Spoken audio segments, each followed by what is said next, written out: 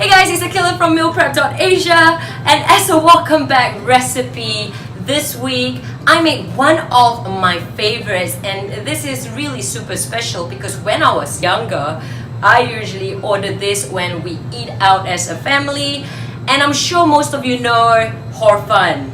So this week, I made a healthy rendition, meal prep, 3 meals called Dry Beef Hor Fun. Check it out!